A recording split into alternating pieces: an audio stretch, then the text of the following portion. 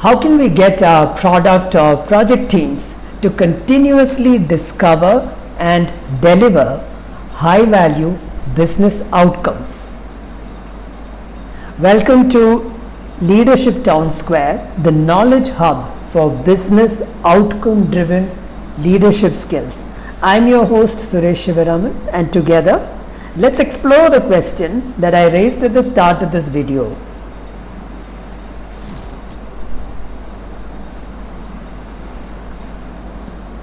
As a senior leader or business owner, do you wonder what exactly does it take to attract, acquire and retain your most financially rewarding customer segments? What exactly does it take? And how do you promote these customers to become loyal advocates of your products, your services and your offerings and your brand itself? Have you ever felt frustrated teams stuck with a largely delivery driven, output focused mindset to just keep ticking off items on their activity logs, activity lists or product backlogs? Do you think your senior managers and mid-level leaders are really up to the task? How good are they at discovering and understanding customer needs, pains, challenges and aspirations, be it the buyer or the user perspective?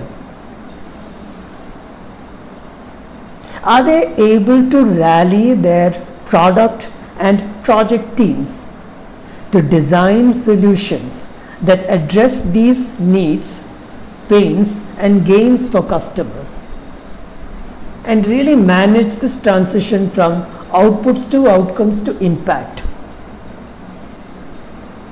Also, how often are they enabling your company to hit that sweet spot of innovation at the intersection between desirability, feasibility and viability?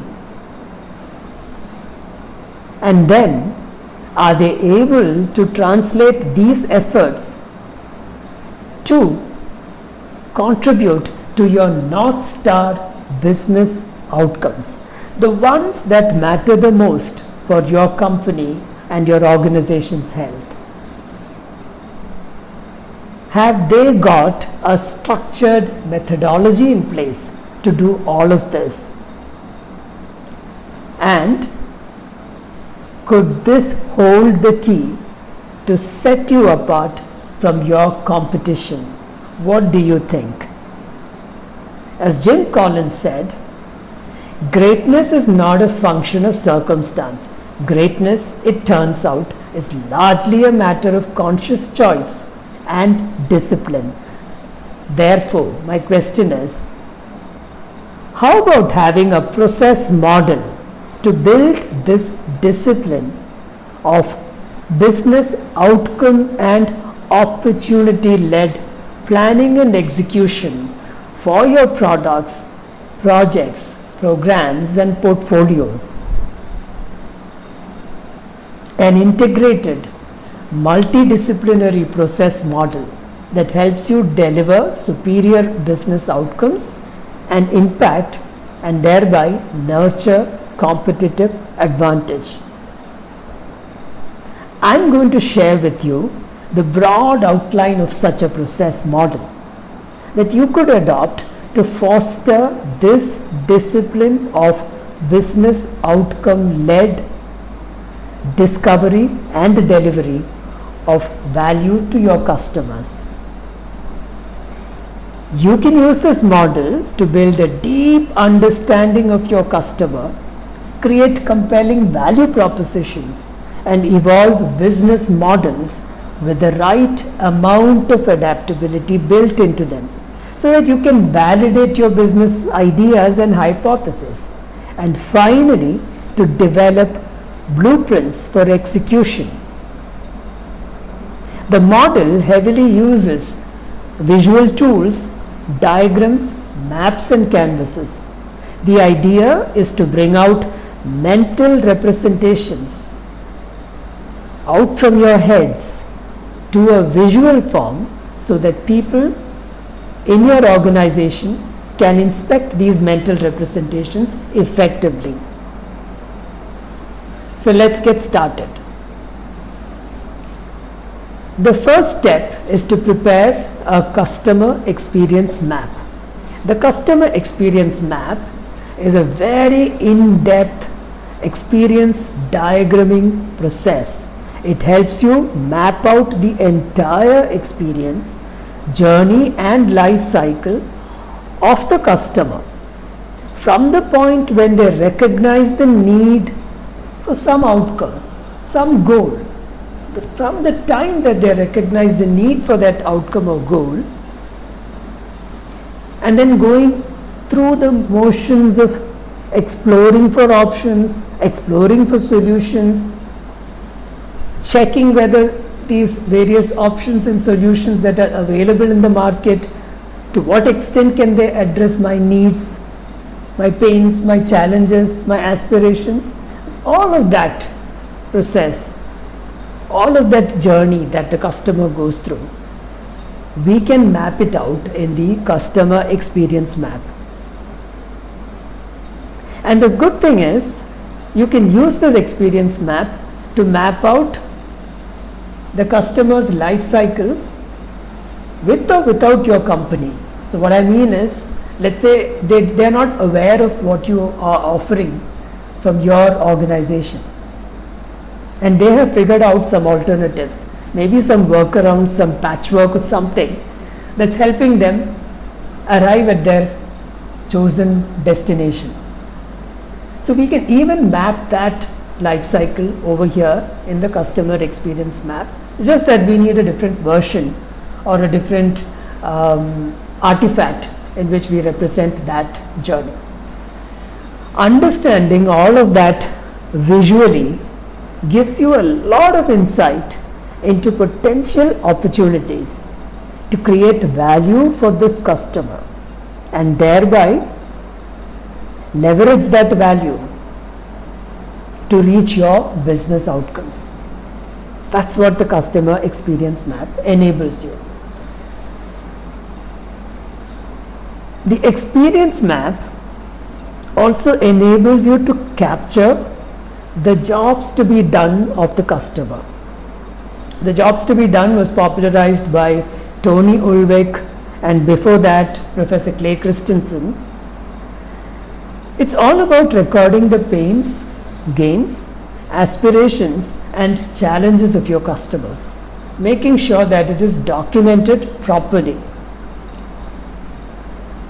Once that's done, you can create the opportunity solutions tree, a model that's championed by Teresa Torres, a product discovery coach. You can also create an ecosystem diagram or an ecosystem map that helps you scan and represent the entire business and wider ecosystem in which your organization is located. This is where the big picture starts emerging literally. And looking at the ecosystem again gives you a lot of clues as to where potential opportunities for value creation or value extraction might lie. Who can you collaborate with? Who can support you in this journey? Who needs your help? A lot of such insights can pop up when you map out your ecosystem diagram. Armed with all of that clarity, it is time now to formally define your value proposition for specific customer segments. And after that, you can design your one-page business model canvas to outline how you are delivering this value proposition to your customers. This step also helps you to take a 30,000 feet view of your business and to see if you are indeed able to operate out at the intersection of desirability, feasibility and viability, because only then it makes sense to proceed. All right? Well done. And now it's time to generate your business hypotheses so that you can test out your business ideas. It's important that you can generate the evidence to validate or invalidate your ideas. Let's make it empirically validated. You need to compare and contrast your options, your various models for delivering this value proposition. And in this process of comparing, contrasting and evaluating based on solid evidence generated out of these experiments and these tests, you are better poised to refine your business model. Wow, indeed that really looks like a lot of work. Of course it is. I'd say that it's a perfect segue to your detailed product or project plan or portfolio plan. You're ready for all of that now. You can in fact begin pulling together your execution blueprints at this stage. Your risk register, your stakeholder logs, your assumptions logs, your product backlog, and so much more of these artifacts. You can fill them all up right now with a lot of valid inputs. Whether you want to go with Agile or Scrum or PMBOK or Prince2 or whatever methodology or framework that you're comfortable with, that's not the point here. What matters the most is that you have a solid foundation ready at this stage.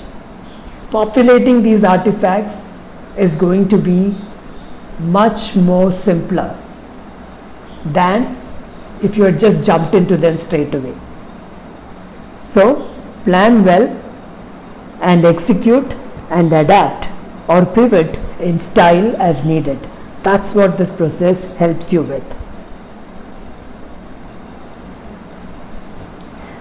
Now this model, while preparing this process model, I've taken inspiration from various disciplines as shown in this slide. Design thinking, business model, innovation and lean startup, Agile and Scrum, of course. Even a lot of insights and suggestions from the PMI, the Project Management Institute's body of knowledge, 7th and 6th editions, and from this fantastic field of system thinking and ecosystem innovation.